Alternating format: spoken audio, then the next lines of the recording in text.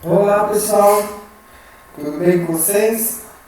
Então, nesse vídeo nós vamos aprender a fazer configurações em fontes, em parágrafos, utilizando o CSS. Nós já fizemos isso utilizando apenas o HTML e agora chegou a hora de fazer o uso do CSS. Vocês vão ver que é bem mais fácil, bem mais tranquilo de fazer. Então vamos para o Notepad, Notepad++, está aqui, e abrir também o navegador, coloquei aqui do lado já para a gente executar o nosso código.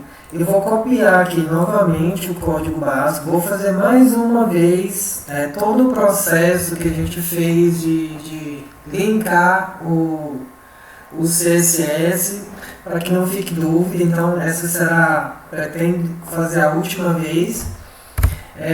Então aqui no cabeçalho vamos definir o comando link rel, como nós vimos na última aula. Que tipo de relatório está o sheet?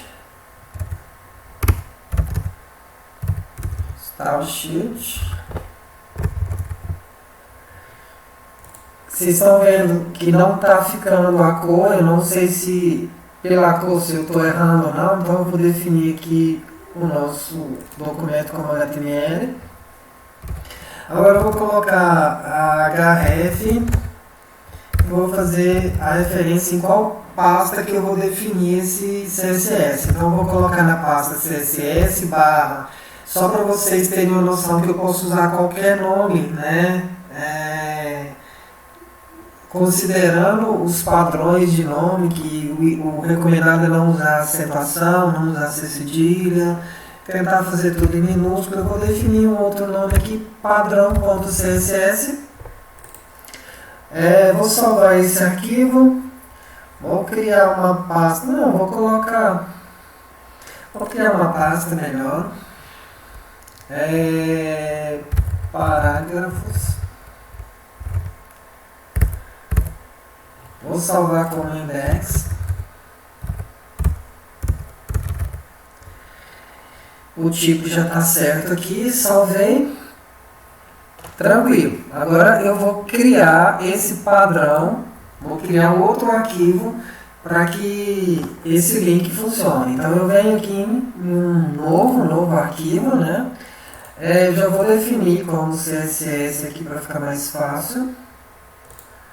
E agora eu vou, antes de começar a trabalhar com fonte, eu vou, de forma bem simples, definir só o comando body aqui, né, no caso o seletor body, para a gente ver se a gente não vai errar nada. Então, é comum a gente, antes de evoluir o nosso arquivo, fazer um teste para saber se esse link entre o CSS e o HTML funcionou.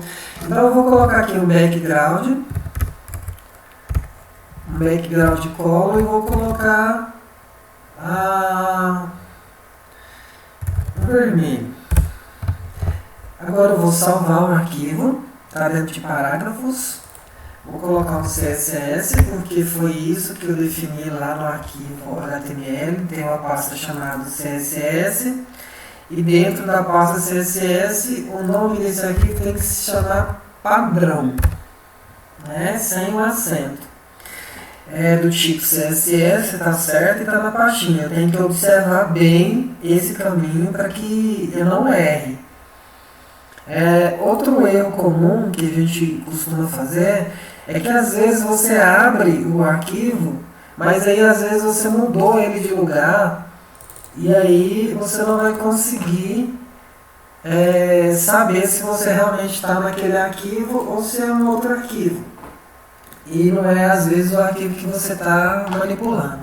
Então aqui está certo, funcionou, então eu estou no arquivo certo. Então eu tenho aqui o meu arquivo HTML ligado ao meu arquivo CSS.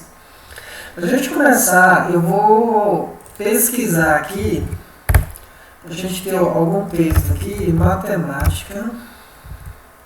E vou copiar alguns parágrafos aqui no primeiro que aparecer, só para a gente ter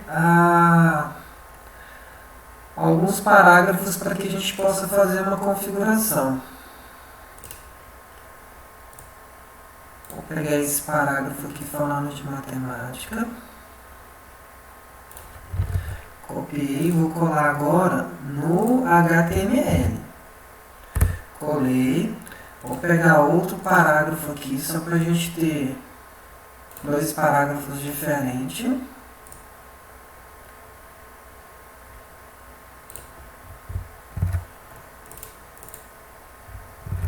Pronto, então agora eu tenho dois parágrafos falando de matemática, só que para mim falar que são dois parágrafos diferentes, eu tenho que definir ele como um parágrafo, como a gente tinha visto nas últimas aulas, lá na aula de parágrafo. Ó, se a gente atualizar, ele vai estar todo emendado, né?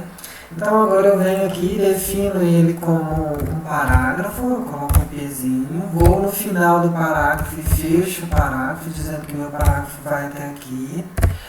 Agora, se a gente salvar, a gente já vai perceber que houve uma mudança, já foram separados os parágrafos. Só que como esse texto está solto, é importante eu definir ele também como P, para indicar que ele também faz parte de outro parágrafo.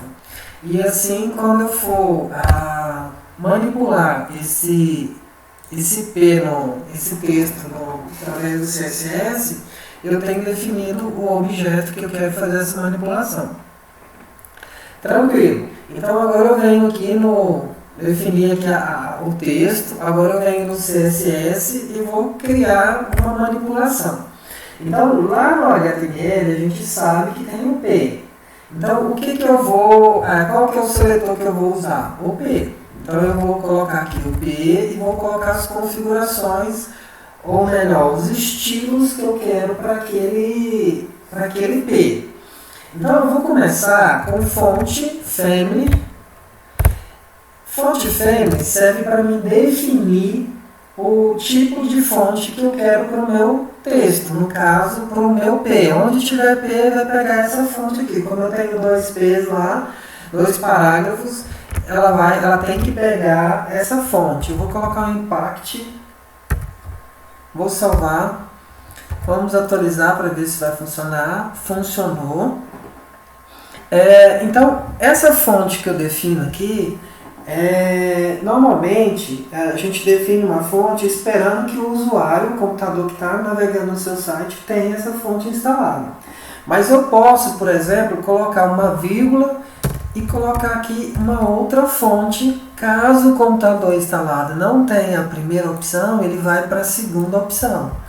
Não vai mudar nada, porque no meu computador eu já tenho a fonte, eu já achei a fonte. Mudaria só se essa fonte aqui fosse a primeira, né? Por exemplo, se a fonte principal que eu quero que o meu site pegue, Arial. Então, ela vai pegar sempre a primeira. Não tendo a primeira fonte aqui, qual a fonte que ia substituir bem no meu site? Aí eu ia colocar aqui através da vírgula.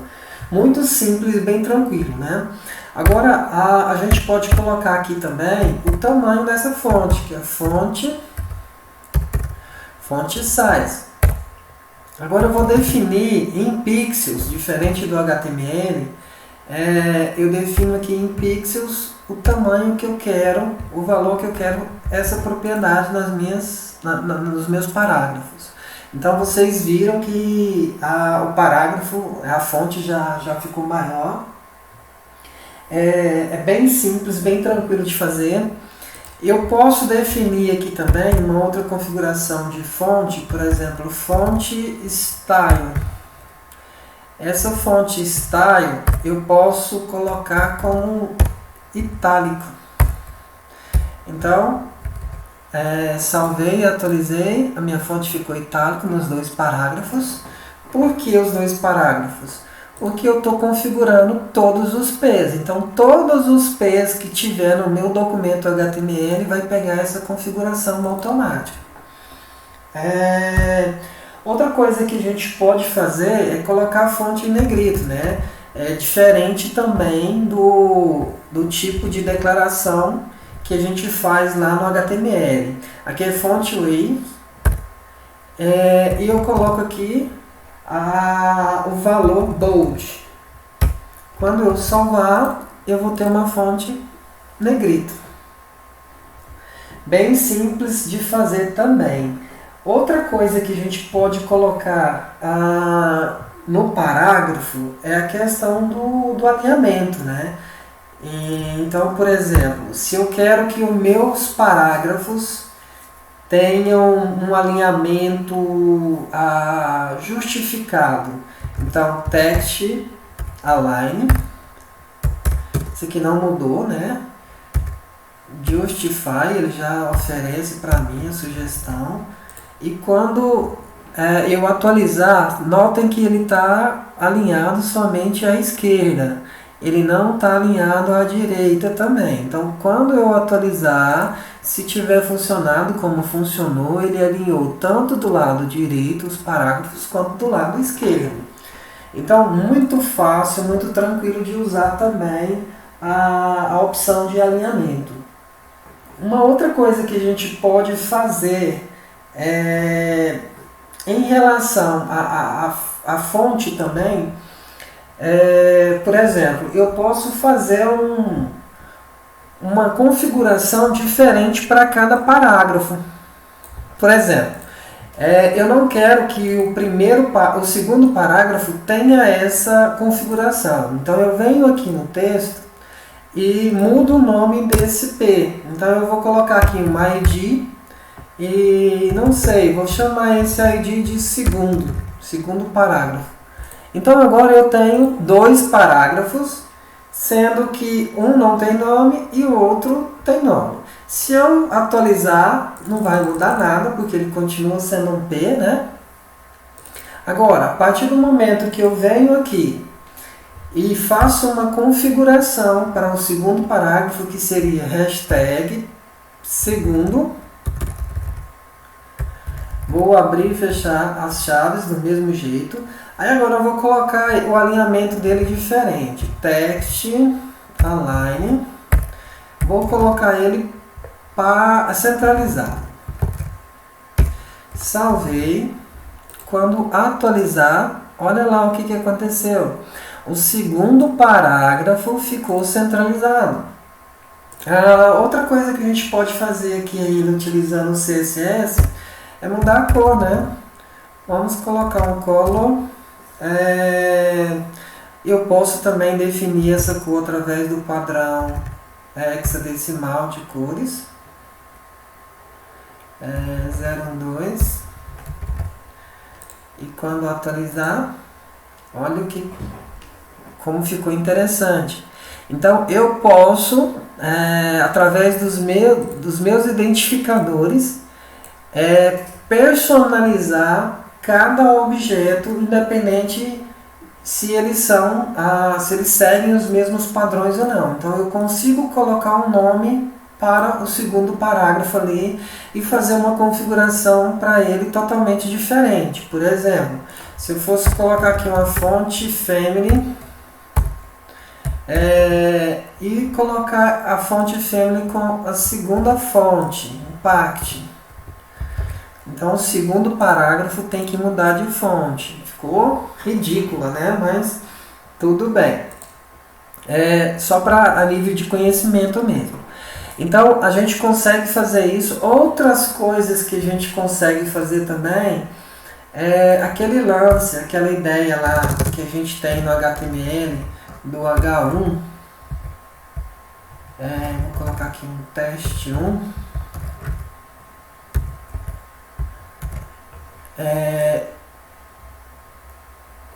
Por exemplo, vou colocar aqui até o H3, H2,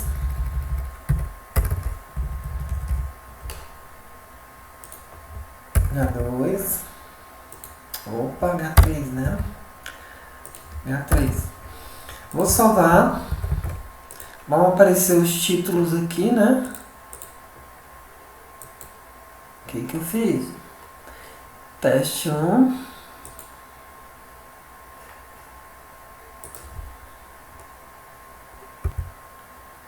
Eu salvei. Acho que eu não atualizei. Certo. Agora aqui eu tenho teste 1, teste 1, teste 1. Não, vamos colocar teste 1, teste 2 e teste 3. Então, se vocês observarem, ele segue o padrão alinhado à esquerda. Eu posso fazer uma mudança usando o CSS bem simples. Ó, de uma única vez eu posso colocar aqui H1, H2, H3, abro e fecho as chaves e eu vou colocar aqui text align e vou colocá-los no centro. Vamos ver se vai funcionar.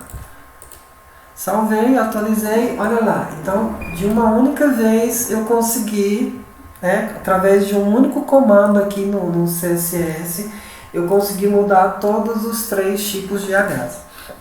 Tranquilo, bem simples, né? Espero que vocês tenham gostado, espero que vocês tenham aprendido. Então, até a próxima, tá, gente? Um forte abraço.